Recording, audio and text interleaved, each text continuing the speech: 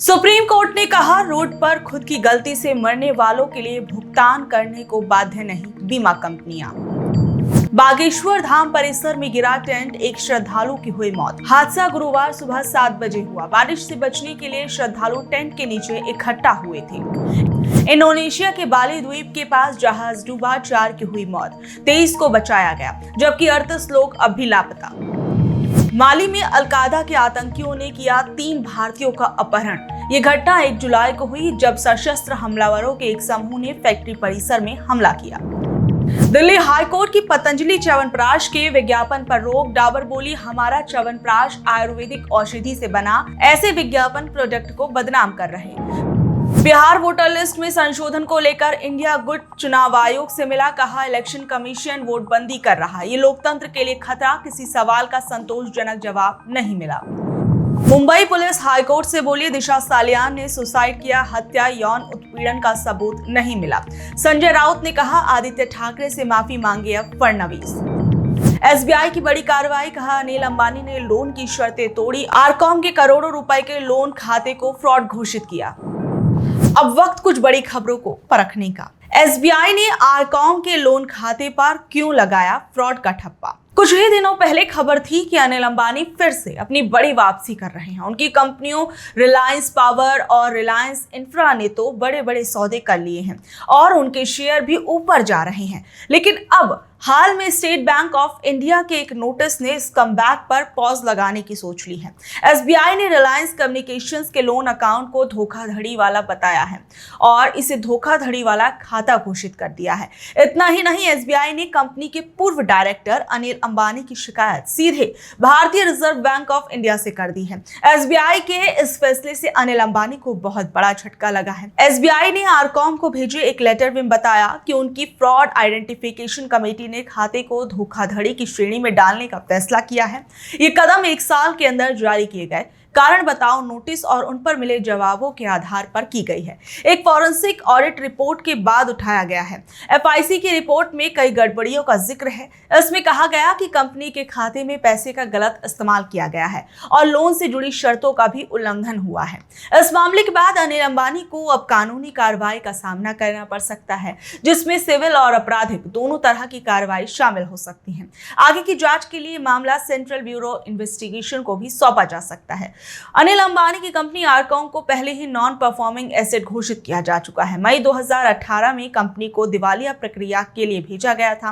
मार्च 2025 तक कंपनी पर 48,216 करोड़ रुपए का कर्ज था।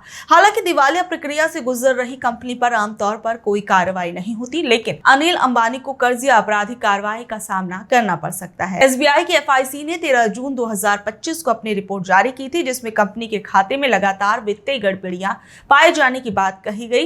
रिपोर्ट के अनुसार रिलायंस कम्युनिकेशन और उसकी सहायक कंपनियों ने लगातार एक खाते से दूसरे खाते में पैसे भेजे और ऐसे कई लेन देन दिखे जिनके बारे में कोई स्पष्ट जानकारी नहीं है। ऑडिट रिपोर्ट में कहा गया कि कंपनी ने बैंक से मिले पैसे को बड़े पैमाने पर अपनी सहायक कंपनियों के खाते में भेजा और वहां से इस रकम को म्यूचुअल फंड, फिक्स्ड डिपॉजिट में लगाया गया और फिर धीरे धीरे रोजमर्रा के लेन देन में इस्तेमाल किया गया। हालांकि अनिल अंबानी के वकील तारिणी खुराना ने इन आरोपों को सिरे से खारिज कर दिया है।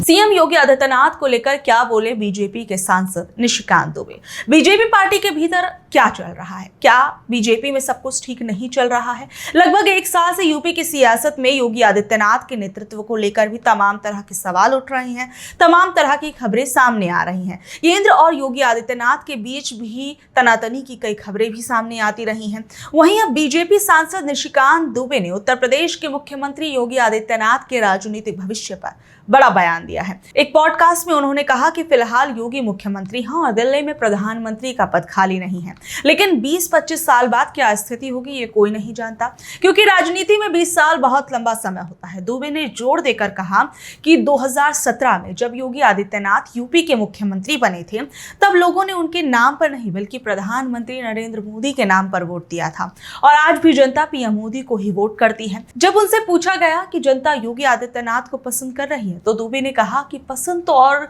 भी कई लोग आ रहे हैं, जैसे असम के मुख्यमंत्री हिमंत बिस्व शर्मा, महाराष्ट्र के उप मुख्यमंत्री देवेंद्र फडणवीस। उन्होंने गृह मंत्री अमित शाह की भी तारीफ की। उन्हें धारा 370 और 35A को खत्म करने तथा नक्सलवाद को रोकने का श्रेय दिया। दुबे ने कहा कि बीजेपी जो आज 11 करोड़ सदस्य वाली इतनी बड़ी पार्टी बन गई है, इसका सारा श्रेय उस वक्त के राष्ट्रीय अध्यक्ष को जाता है, यानी अमित शाह को जाता है। और उन्होंने 2014 के लोकसभा चुनाव में उत्तर प्रदेश में बीजेपी की बड़ी जीत का श्रेय भी अमित शाह को ही दिया। और अंत में सांसद ने कहा कि बीजेपी में प्रतिभा की कोई कमी नहीं है, सभी लोग प्रतिभाशाली हैं, लेकिन उन्होंने ये साफ किया कि जब तक पीएम मोदी जिंदा है, बीजेपी को उनकी आवश्यकता है। लेकिन ये बयान कहीं ना कहीं अपने आप में योगी आदित्यनाथ के खिलाफ जाते हुए नजर आते हैं। क्या पार्टी के अंदर उन्हें किनारे लगाने की कोशिश की जा रही है और बीजेपी पार्टी के अंदर खाने सब कुछ ठीक नहीं चल रहा है? दिल्ली हाईकोर्ट ने पतंजलि च्यवनप्राश के विज्ञापन पर क्यों लगाई रोक? दिल्ली हाईकोर्ट ने गुरुवार को पतंजलि आयुर्वेद को डाबर च्यवनप्राश के खिलाफ किसी भी तरह के नकारात्मक या भ्रामक विज्ञापन देखने से रोक दिया है। यह आदेश जस्टिस मिनी पुष्करना ने डाबर की याचिका पर सुनवाई के बाद दिया, जिसमें डाबर ने तर्क दिया कि पतंजलि के ऐसे विज्ञापन उनके उत्पाद की बदनामी करते हैं और उपभोक्ताओं को गुमराह करते हैं। डाबर ने बताया कि च्यवनप्राश एक पारंपरिक आयुर्वेदिक औषधि है, जिसे ड्रग्स और कॉस्मेटिक्स एक्ट के तहत नियमों के अनुसार बनाना होता है और ऐसे में अन्य ब्रांड्स को सामान्य कहना गलत है, भ्रामक और नुकसानदायक है।